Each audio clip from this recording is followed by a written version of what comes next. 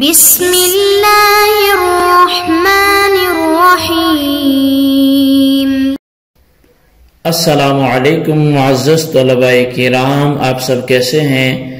آج ہم موطا امام محمد کے سبق نمبر 338 کو پڑھیں گے۔ آج کے ہمارے سبق کا جو عنوان ہے وہ قرضے کو قبضے میں لینے سے پہلے فروخت کرنے کا بیان، یعنی عطیہ کو یا کسی شخص پر قرضہ ہے تو اس قرضے کو قبضے میں لینے سے پہلے ہی فروخت کر دیا، تو اس حوالے سے شرعی نقطہ نظر کیا کہتا ہے، یہ ہمارے سبق کا عنوان ہے۔ لیکن ہمارے سبق میں آج جو گفتگو ہوگی وہ فقط اسی کے حوالے سے نہیں ہوگی، بلکہ یہ عنوان ہم نے آج کے سبق میں چونکہ دو ابواب کو پڑھنا تو ان میں سے پہلے باب سے لیا ہے، ورنہ آج کے سبق میں جو ہمارا پہلا باب ہے وہ باب الرجل یکون له العطایا او الدین علی الرجل فیبیعه قبل ان یقبضه، یہ تو پہلا باب ہے کہ یہ باب شخص کے بارے میں ہے کہ جس کے پاس کچھ عطایا یا دین ہو کسی دوسرے بندے پر تو وہ اس کو قبضے سے پہلے بیچ دے، جبکہ دوسرا جو ہمارا باب ہے وہ باب الرجل یکون علیہ الدین فیقضی افضل مما اخذہ، کہ مقروض کا قرضے میں افضل چیز ادا کرنے کے حوالے سے یہ باب ہے۔ تو ہم بھی ترتیب پہلے باب کو پڑھتے ہیں اور اس کے بعد پھر دوسرے باب کی طرف بڑھتے ہیں۔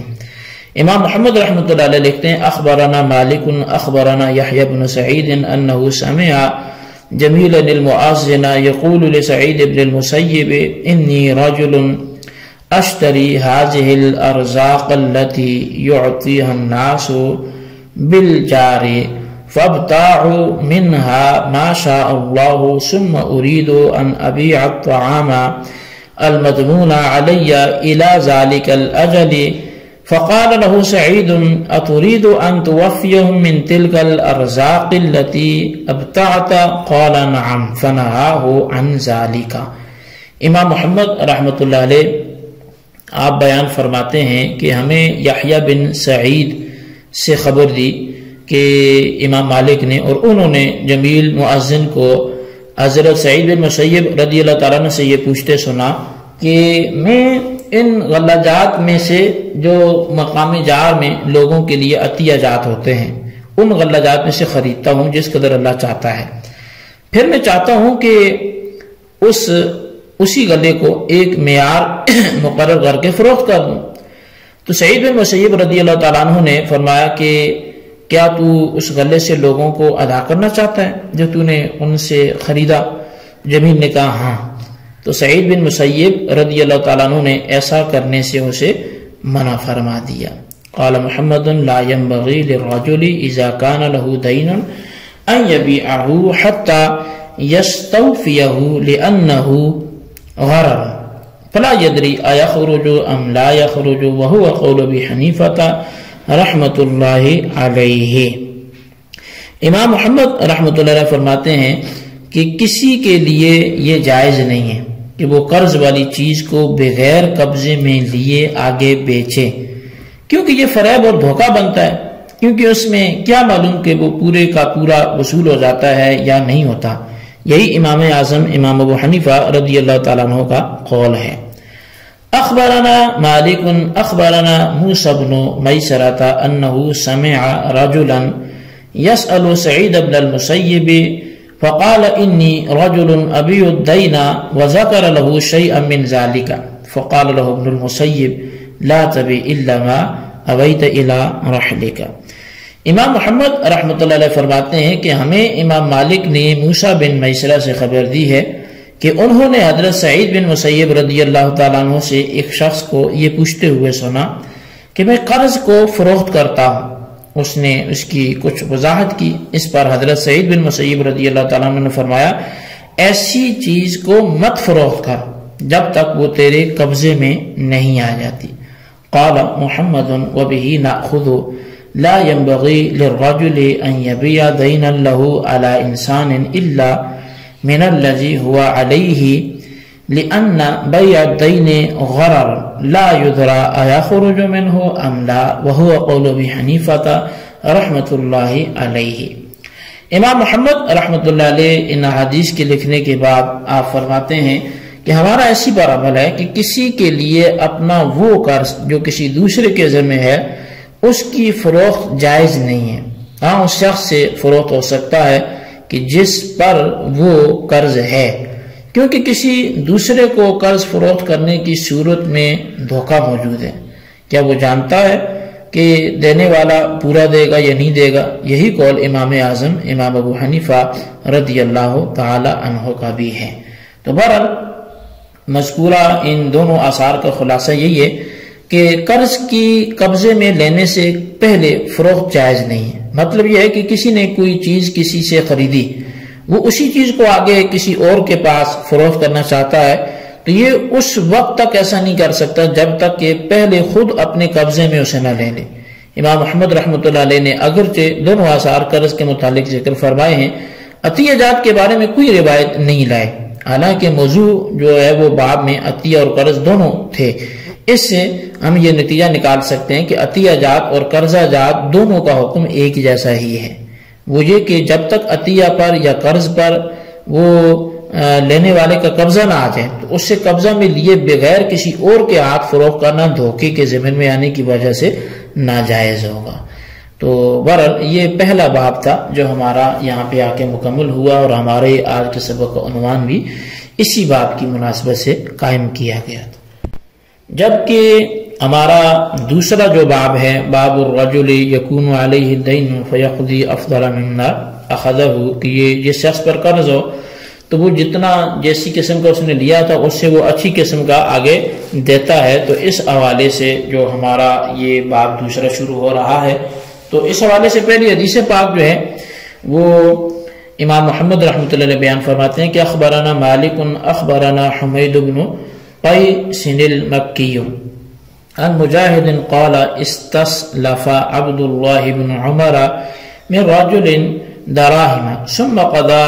خيرا منها فقال الرجل هذه خير من دراهم التي اسلفتك. قال ابن عمر قد علمت ولكن نفسي بذلك طيبة. امام محمد رحمۃ اللہ علیہ فرماتے ہیں کہ امام مالک نے حمید بن قیس المکی سے اور وہ حضرت مجاہد سے ہمیں بیان کرتے ہیں، کہا کہ حضرت عبداللہ بن عمر رضی اللہ عنہما نے ایک شخص سے چند دراہم ادھار لیے، پھر بوقت ادائیگی ان سے بڑی قسم کے دراہم ادا کیے.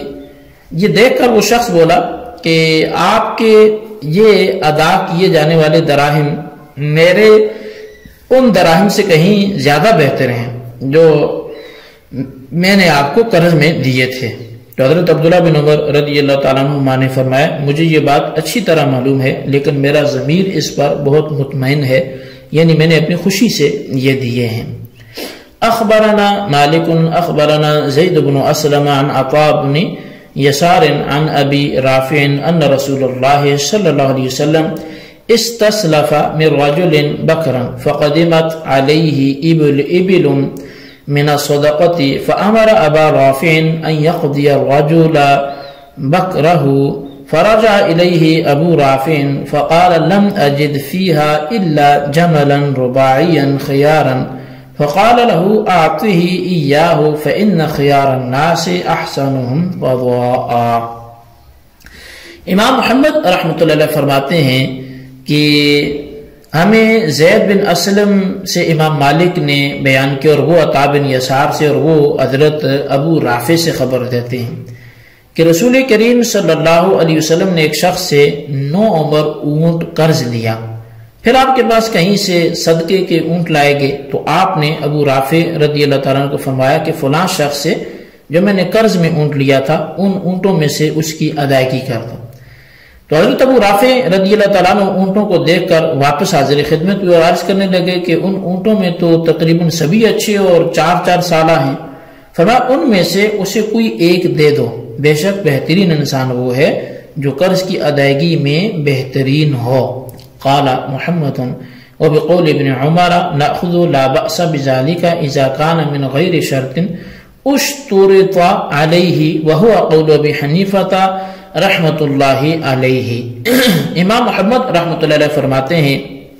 کہ ہم حضرت عبداللہ بن عمر رضی اللہ تعالی عنہما کے قول پر عمل کرتے ہیں احناف۔ ایسا کرنے میں کوئی حرج نہیں ہے جبکہ اس کی بوقت قرض شرط نہ باندھی گئی ہو کہ وہ بہتر دے گا، پھر تو وہ سود میں چلا جائے گا۔ اور یہی امام اعظم امام ابو حنیفہ رضی اللہ تعالیٰ عنہ کا بھی قول ہے۔ اخبرنا مالک اخبرنا نافع عن ابن عمر قال من اسلف سلفا فلا يشترط الا قضاء۔ امام محمد فرماتے ہیں کہ ہمیں امام مالک نے حضرت نافع سے اور انہوں نے حضرت عبداللہ بن عمر رضی اللہ تعالیٰ عنہما سے خبر دی ہے، فرمایا کہ جو کسی کو کچھ قرضہ دے وہ بجز ادائیگی کے اور کوئی شرط نہ باندھے۔ قال محمد وبهذا نأخذ لا ينبغي ان يشترط افضل منه ولا يشترط عليه احسن منه فان الشرط في هذا لا ينبغي وهو قول ابي حنيفه والعامه من فقهائنا رحمهم الله تعالى۔ امام محمد رحمۃ اللہ علیہ بھی ان حدیث کے اختتام پر احناف کا نظریہ بیان کرتے ہوئے لکھتے ہیں کہ ہم احناف اسی پر عمل کرتے ہیں کہ قرض دینے والے کو دیے گئے قرض سے افضل ہونے یا احسن ہونے کی شرط نہیں باندھنی چاہیے۔ اس قرض کے لین دین میں کوئی شرط باندھنا نامناسب ہے، اور یہی قول امام اعظم امام ابو حنیفہ اور ہمارے عام فقہائے کرام کا ہے۔ اچھا، اس باب کے تحت جو مذکورہ روایات میں سے اس بات کی تحسین کی گئی ہے کہ جب قرض واپس کرنے والا اپنی خوشی سے قرض دینے والے کو کچھ بہتر یا بڑھیا مال یعنی بہتر مال وہ دیتا ہے تو یہ درست ہے، اور اس سے ہم ربا یعنی سود نہیں کہیں گے۔ فرق دونوں میں واضح ہے کہ سود میں بوقت لین دین کے وہ لین دین ہی مشروط ہوتا ہے کہ یہاں صرف ادھار کا ذکر ہے، کوئی شرط نہیں تھی۔ یعنی جب سود ہوتا ہے تو اس میں یہ ہوتا ہے کہ جی میں آپ کو مثال کے طور پر کھوٹے سے کہ دوں گا تو مجھے آپ نے کھرے دینے ہوں گے، تو یہ شروع میں جو طے ہو تو یہ پھر سود ہو جائے گا کہ وہ ہر قرض جو نفع لے کے آئے کہ جو اس کا مال تھا وہ گھٹیا تھا اور جو قرض کے بعد ملے گا نفع ہے تو پھر یہ سود بن جائے گا۔ لیکن یہاں اس ادھار میں کوئی بوقت عقد ایسی کوئی شرط نہیں تھی۔ قرض خواہ کو مقروض کا اپنی خوشی سے کچھ زائد یا بڑی شے دینا یہ احسان اور مروت کے زمرے میں آتا ہے۔ یہی وجہ ہے کہ جب ابو رافع رضی اللہ تعالیٰ عنہ نے دیکھا کہ جیسا اونٹ آپ صلی اللہ علیہ وسلم نے قرض لیا تھا ویسا تو مل ہی نہیں رہا کہ اسی ٹائپ کا دیا جائے، تو آپ صلی اللہ علیہ وسلم نے انہیں لیے گئے اونٹ سے اچھا دینے کو ہی فرمایا، اور ساتھ ہی امت کے لیے ایک ایسا کرنے کی تلقین بھی فرمائی۔ یہی بات حضرت عبداللہ بن عمر رضی اللہ تعالیٰ عنہ کے ارشاد میں بھی ہے۔ دراہم چونکہ مختلف اقسام کے ہوتے تھے تو آپ نے قرض خواہ کو بہتر دراہم واپس کیے، اس لیے امام محمد رحمۃ اللہ علیہ اسی کو اختیار کرتے ہوئے فرماتے ہیں کہ اگر کوئی شخص قرض خواہ کو قرض لی گئی چیز سے بہتر واپس کرتا ہے اور یہ پہلے سے لگائی گئی کسی شرط کے تحت نہ ہو تو بہت اچھی بات ہے، یہ ایک احسان اور مروت کی صورت ہے۔ اسے امام اعظم امام ابو حنیفہ رضی اللہ تعالیٰ عنہ اور ہمارے دیگر فقہائے کرام نے مستحسن قرار دیا، اچھا قرار دیا ہے، اور یہی ہمارا جو ہے وہ مذہب ہے۔ تو بہرحال جی یہ ہمارے آج کے سبق کی عبارت، اس کا ترجمہ، اس کی وضاحت تھی، آپ اس کو اچھی طرح سمجھیں، اس کے خلاصے کو اپنے رجسٹر پر ضرور لکھیں۔ اللہ تعالیٰ سے دعا کرتے ہیں جو ہم نے پڑھا سنا اسے یاد رکھنے کی توفیق نصیب فرمائے، آمین بجاہ النبی الامین صلی اللہ علیہ وسلم۔